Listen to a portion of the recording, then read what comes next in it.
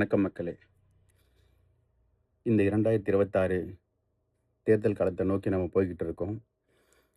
ஒரே பரபரப்பா போய்கிட்டு இருக்கு பிரச்சாரம் எல்லாமே. ஸோ நமக்கும் எந்த கட்சிக்கு ஓட்டு போடுறதுன்றது ஒரு பெரிய திங்கிங்கா இருக்கு. இதில என்ன சொல்றதுன்னா, நமக்குன்னு யாராவது ஒருத்தங்க நல்லது செய்ய வரமாட்டாங்களா? புதுசா யாராவது வரமாட்டாங்களா? அப்படின்னு நம்ம நெறைய விஷயம் நம்ம யோசிச்சிருப்போம். என் முதல்வன் படம் பார்த்து கூட நம்ம நெனச்சிருப்போம். ஐயோ! அர்ஜுன் மாரி ஒரு முதல்வர் நம்மளுக்கு வரமாட்டாரா? அப்படின்லாம் கூட நம்ம யோசிச்சிருப்போம். ஆனா, நம்ம கடைசி வரைக்கும் யோசிச்சுக்கிட்டே தான் இருப்போமே தவிர, அந்த மாரி ஒருத்தர் வராங்க அப்படின்னா, நம்ம என்கரேஜ் பண்றதில்ல. இதுதான் மெயின் ரீசனா இருக்கு. எல்லாத்தையும் போட்டு யோசிச்சுப்போம். யோசிச்சுட்டு கடைசியா நேரா போய் அங்க போயிட்டு அந்த பூத்துக்கு போய் அந்த பட்டன பார்த்த உடனே, எதுக்கு ரிஸ்க்குன்னு சொல்லிட்டு இருக்கிறவங்களுக்கே போட்டு வந்துருவோம். அது இவங்க, அவங்கன்னு நான் சொல்ல விரும்பல. ஆனா, மக்கள் ஒரு விஷயம் யோசிக்கணும். இந்த 100% மக்கள் பார்த்தீங்கன்னா, 100%த்துல 20லேருந்து 25% மக்கள் பார்த்தீங்கன்னா, தொழிலதிபர்களும், டாப் லெவல்ல இருக்கிறவங்களும் இருப்பாங்க. அவங்க என்னைக்குமே அவங்களுடைய சிந்தனையும், எதையுமே மாத்திக்க மாட்டாங்க. அவங்கள பொறுத்தவரைக்கும், அந்த டாப் லெவல்ல இருக்கிற கட்சிகள் மட்டும் தான் வரணுன்றது அவங்களுடைய கோட்பாடா இருக்கும். ஆனா, அதுக்கு அடுத்த லெவல்ல நடுத்தர வர்க்கமும், அடித்தட்டு மக்களும், கஷ்டப்படுற மக்கள் தான் இந்த விஷயத்த மாற்றம் கொண்டு வர முடியும் அப்படின்றது நிச்சயமா. இது இந்த துறைன்னு கிடையாது. அரசியல் துறைன்னு கிடையாது. சினிமா துறையாகட்டும், எதுலயுமே இவங்கள வச்சு தான் அந்த ஒரு படம் ஹிட் ஆவுறதும் சரி, ஒரு அரசியல் கட்சிய முடிவு பண்றதும் சரி. அப்படின்னும்போது, இந்த மக்கள் யோசிச்சு, முடிவெடுத்து, புதுசா வர்றவங்களுக்கு வழி குடுக்குறாங்க அப்படின்னா, வாய்ப்பு குடுக்குறோம் அப்படின்னா, நிச்சயமா நமக்கு ஏதாவது ஒரு மாறுதல் ஏற்படும். அப்படி இல்ல, மறுபடியும் நாம செஞ்ச தப்பையே செஞ்சுக்கிட்டு "ஐய்யய்யோ! போட்டுருக்கலாமோ, பண்ணியிருக்கலாமோன்னு" பேசிட்டு இருந்தா, விஜயகாந்த்ன்னு ஒரு நல்ல மனிதர் வந்தாரு கொஞ்ச நாளைக்கு முன்னாடி. நம்ம அவருக்கு ஒரு வாய்ப்பு குடுத்திருந்திருக்கலாம். பட் நம்ம குடுக்கல. அதுக்கப்புறம் யாருமே வரல. நடுவுல கொஞ்ச நாள் ரஜினி நான் வருவேன், போவேன்னு சொல்லிட்டு இருந்தாரு தவிர, அவர் கடைசி வரைக்கும் அந்த மேக்கப்ப லைட்டா போட்டுட்டு, சிம்பிளா பணம் சம்பாதிக்கிற வழியத்தான் பார்ப்பாரே தவிர, நடு ரோட்ல இறங்கி வெயில்ல மக்களுக்காக பேசுறதோ, பண்றதோ, பிரஷரையோ அவரால ஏத்துக்க முடியாது. அவரால எந்த கட்சிக்கும் பயப்படல, எந்த விஜய்க்கும் பயப்படல, தலைவர்களுக்கும் பயப்படல அவரு. ஆனா, அவருக்கு அந்த பிரஷர் தேவையில்லன்னு முடிவெடுத்து போயிட்டார். பட் வர்றவங்களுக்கு, இந்த மாரி வர்றவங்களுக்கு நாம வாய்ப்பு குடுக்கலன்னா, மக்களாகிய நாம் வாய்ப்பு குடுக்கலன்னா, நிச்சயமா அடுத்த தலைவர்கள் யாருமே வரமாட்டாங்க. புதுசா செய்யணும்னு நெனைக்கிறவங்க கூட, எதுக்கு கடைசி வரைக்கும் இவங்க இந்த 2யே கட்டிக்கிட்டு அழுவட்டும்னு போயிடுற கண்டிஷன் வருமே தவிர, நிச்சயமா யாருமே வரமாட்டாங்க. ஸோ, இந்த விஷயத்த நாம கொஞ்சம் திங்க் பண்ணி, ஒரு வாட்டியாவது புதுசா வர்றவங்களுக்கு ஒரு வாய்ப்பு நம்ம குடுத்து தான் பார்க்கணும். இப்ப விஜய் சார் வந்திருக்காங்க அப்டின்னா, நெறைய தடங்கல், எவ்வளவோ பிரச்சனைகள் அவருக்கு குடுத்துக்கிட்டு இருக்காங்க. இவ்வளோ விஷயம் பிரச்சனைகளும் குடுக்கணும்னு அவருக்கு அவசியமே கிடையாது. நீங்க ஒரு நல்ல அரசியல் பண்றீங்க அப்டின்னா, நீங்க எதற்கு ஆப்போசிட் ஆள பார்த்து பயப்படணும்? எதுக்கு பயப்படணும்? எதுக்கு அவரு படத்த முடக்கணும்? எதுக்கு அவர் போற இடத்துலலாம் பிரச்சனை பண்ணணும்? தேவையில்லை. நீங்க தான் நல்ல அரசியல் பண்ணியிருக்கீங்கல்ல. அவரு அப்படியே விட்டிருந்தா கூட, மக்கள் உண்மையிலேயே பரவால்ல வர்றவங்களுக்கும் இவங்க சப்போர்ட் பண்றாங்கன்ட்டு உங்க மேலயும் ஒரு நல்ல மரியாதை ஏற்பட்டிருக்கும்.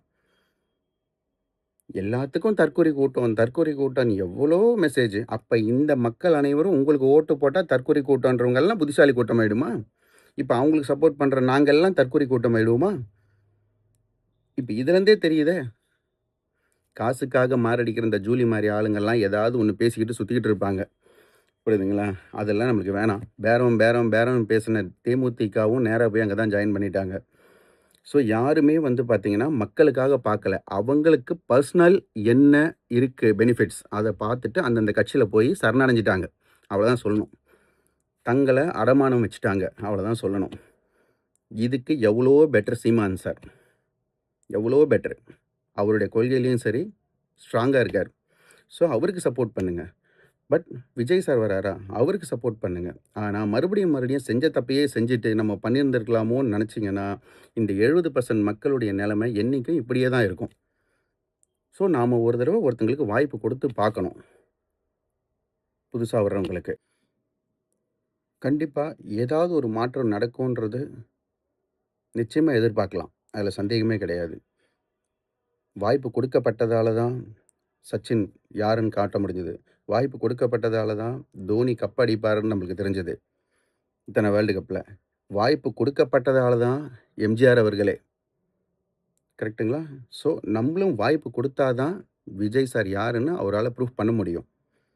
ஸோ, சும்மா அவருடைய பெர்சனல் விஷயங்களெல்லாம் போட்டு இங்க திணிச்சு, ஒரு பேட் நேம கிரியேட் பண்ணிட்டு, இதில பார்த்தீங்கன்னா, இதில டிவிகேக்குன்றது நமக்கு ஒண்ணும் சம்மந்தமே கிடையாது. இருந்தாலும் ஒரு பெர்சனலா ஒரு மனிதர் நான் நல்லது பண்ண வரேன். தன்னுடைய சில விஷயங்கள் எல்லாத்தையுமே விட்டுட்டு அவர் வராரு அப்படின்னு சொல்லும்போது, நிச்சயமா அவர நம்ம மக்கள் தான் தூக்கி பிடிச்சு ஊக்கப்படுத்தி, அவருக்கு சப்போர்ட் பண்ணணும். இந்த மாரி ஒரு கட்டத்தில நம்ம சப்போர்ட் பண்ணல அப்படின்னா, நிச்சயமா ஃபியூச்சர்ஸ்ல இந்த மாரி மனிதர்கள் முன்வர தயங்கிடுவாங்க. அவ்வளதான். கடைசி வரைக்கும் நம்ம இவங்களுக்கு தான் அடிமையாக இருந்துட்டு போனோம். அவங்களுக்கும் நம்மள விட்டா இந்த மக்களுக்கு யாரும் கிடையாதுன்ற ஒரு ஸ்ட்ராங்கான ஒரு டிசிஷன்ஸ்க்கு வந்துருவாங்க. ஸோ, இத வந்து நீங்க கட் பண்ணோம் அப்படின்னா, நிச்சயமா புதுசா வர்றவங்களுக்கு நம்ம வாய்ப்பு கொடுக்க பண்ணணும். அதனால மக்கள் நம்ப நல்லா யோசிச்சுக்கங்க. நம்ப வீட்டு பக்கத்துல ஒரு ஆட்டோக்காரர் என்ன சொல்லுவாரு, அ இந்த கட்சியிலேருந்து வந்தாங்க, எங்களுக்கு ஓட்டு போடுங்கன்னு கேட்டாங்க. உடனே "அண்ணே என் ஓட்டு உங்களுக்கு தான்" அப்படின்னு போட்டு உடனே போய் அங்க போட்டுறாதீங்க.